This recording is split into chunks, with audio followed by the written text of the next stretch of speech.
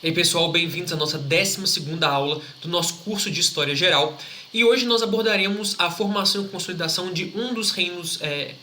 medievais especificamente, no nosso caso aqui a Inglaterra, que será importante não apenas para a história medieval, mas também para a Idade Moderna e Contemporânea. O que nós estamos vendo aqui com esse mapa é a divisão dos reinos anglo-saxões que se formaram após as invasões bárbaras ao que era a província romana da Britânia. Então vocês conseguem ver aqui no mapa a heptarquia, os 7 reinos anglo-saxões que dominavam o que depois viria a ser o território do Reino da Inglaterra. Então você tem ao norte a Nortúmbria, você tem a Mércia, você tem a Anglia Oriental, você tem o reino de Wessex, que será efetivamente o reino que tomará a frente no processo de unificação do país, e os pequenos reinos de Essex, Kent e Sussex, que seriam inicialmente anexados ao reino de Wessex, então iniciando esse procedimento até que sobrasse os 4 reinos maiores, que foram os reinos que coexistiam entre si até a chegada dos invasores vikings. E aqui é importante destacar que o processo de unificação da Inglaterra é um processo de resistência e de formação da unidade e da identidade nacional frente a um invasor estrangeiro e que também possui uma cultura diferente. Neste caso, os vikings provenientes do norte da Europa, eles tinham ainda, preservavam a cultura pagã da sua mitologia tradicional, venerando o Wotan, Odin, Thor, Freya, Frida, Brage, Six, Skafid, enfim, vários deuses pagãos. E eles efetivamente invadem as Ilhas Britânicas, inclusive o início da era viking é datado do ano de 793, que é o ano do saque da ilha de Lindisfarne, um mosteiro bastante rico, e vai até 1066, até a conquista normanda da Inglaterra e efetivamente o fim da influência viking nas Ilhas Britânicas. Então, esse período que vai do final do século VIII até os meados do século XI é o período de expansão da era viking, inclusive dado o seu gênio navegador, dado as suas explorações, nós temos inclusive registros de que os vikings chegaram inclusive até o Canadá nas suas explorações, aí tendo feito a sua própria descoberta das Américas. Mas então, a invasão desse povo estrangeiro gerará essa tensão, que modificará o mapa e gerará uma resistência liderada pelos reis de Wessex, que era o reino mais rico e mais desenvolvido dos reinos anglo-saxãos. Então vocês veem aqui o território em que houve efetivamente a invasão viking, o Danelaw. E enquanto isso, Wessex e as suas dependências cada vez mais ocupam as regiões e representam esse cristianismo que resiste às invasões, e acabaria havendo um intercâmbio, inclusive um intercâmbio cultural dos vikings com os anglo-saxãos, mas também religioso, com a progressiva também conversão dos povos do norte da Europa, inclusive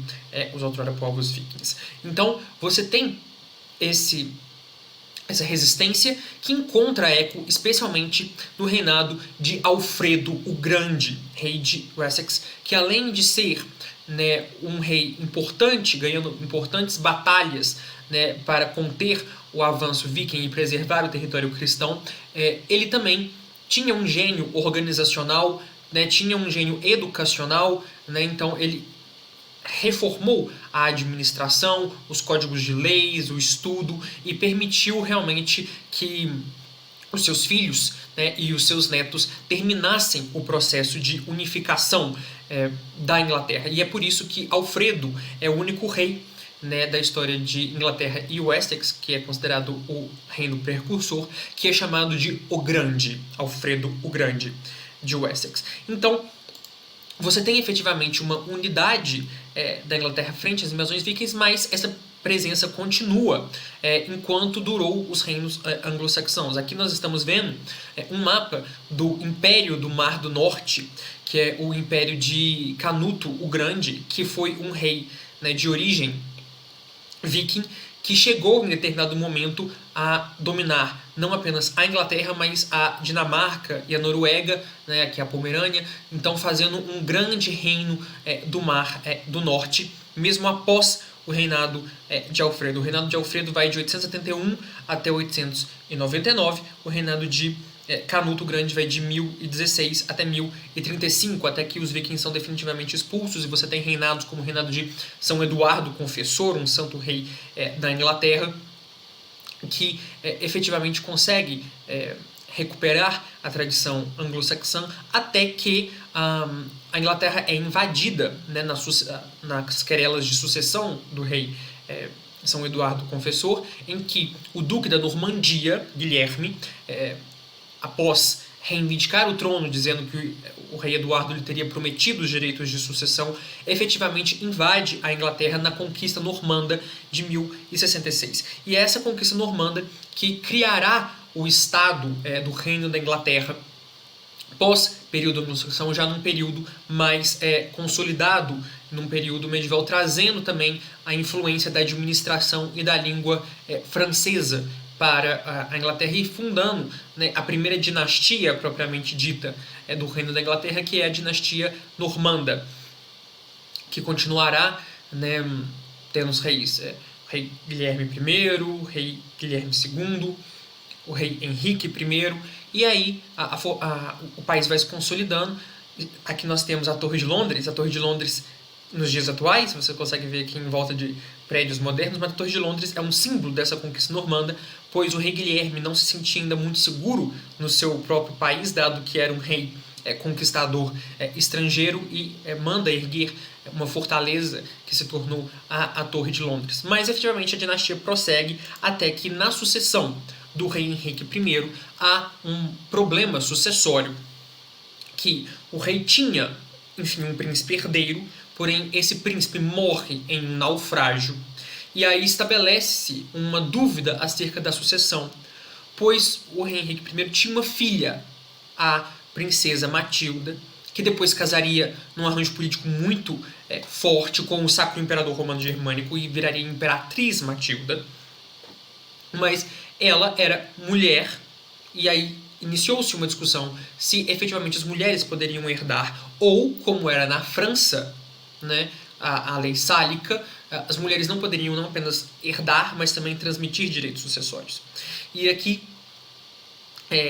o rei Henrique I decide declarar a sua filha herdeira, faz os lordes do reino lhe jurarem obediência e aceitarem a sua sucessão quando da sua morte, e que lhe protegessem o trono. Porém, quando o rei efetivamente morre, nem todos os nobres mantêm esse juramento, ou então já era uma segunda geração, e reivindica-se a coroa, uma parcela do reino, para o primo de Machito, o sobrinho do Henrique I, o rei Estevão. E efetivamente a guerra civil que resultará disso dividirá a Inglaterra em duas, uma das inúmeras guerras civis que marcarão a história do reino da Inglaterra, e essa é a principal causadora do trauma político, né, de mulheres ascendendo ao trono da Inglaterra, por causa da guerra civil, que nós chamamos de a anarquia inglesa. Efetivamente, os dois lados se exaurem bastante nesse conflito. Inclusive, os pretensos sucessores do rei Estevão morrem nesse conflito. E, afinal, chega-se a um acordo em que o rei Estevão seria reconhecido e terminaria de reinar até a sua morte, ao fim do que o filho da Matilda seria, então, o novo rei. E, dado que ela era casada, né, com uma dinastia estrangeira, iniciou-se a segunda dinastia desse reino da Inglaterra, que é a dinastia Plantageneta. E é assim que a anarquia se desenrola, né, de 1139 até 1153. E aí nós temos esse desenvolvimento do rei Estevão, que prossegue a dinastia com o rei Henrique II, até que os seus filhos, Ricardo I, que é Ricardo Coração de Leão, o rei cruzado, como nós já mencionamos, e efetivamente o rei João Sem Terra, que é famoso por ter tido uma contestação forte do poder real. Lembre-se que na Idade Média a nobreza é muito ociosa dos seus privilégios, das suas prerrogativas administrativas, dos seus direitos, né, de governança local, de taxação local, dos usos, né, dos seus costumes e privilégios, e efetivamente a tributação,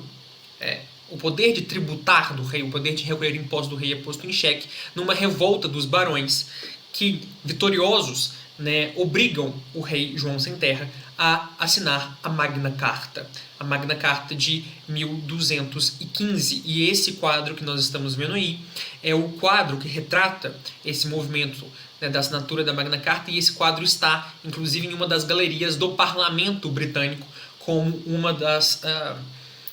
um dos fatos que originaram o sistema representativo inglês. Contudo, a Carta Magna, que defendia especialmente duas provisões importantes, quais sejam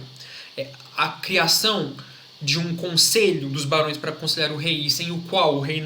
consentimento do qual o rei não poderia exercer os direitos, né, de tributação, e também a